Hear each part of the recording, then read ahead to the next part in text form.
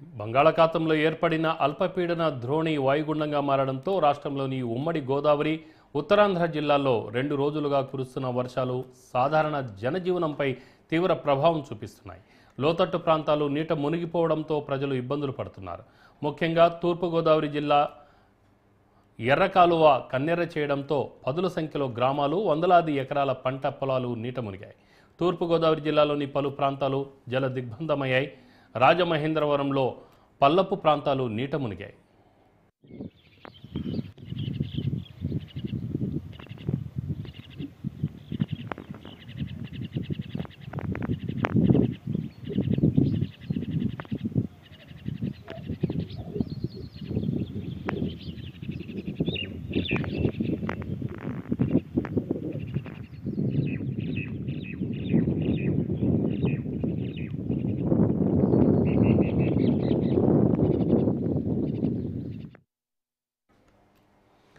కోనసీమ, అల్లూరి, ఏలూరు జిల్లాల్లో వర్షాల కారణంగా జనజీవనం స్తంభించింది. వరి పొలాలు, వరి నారుమడులు ముంపునకు గురయ్యాయి. వేల ఎకరాల్లో వరి పొలాలు పూర్తిగా నీట మునిగాయి.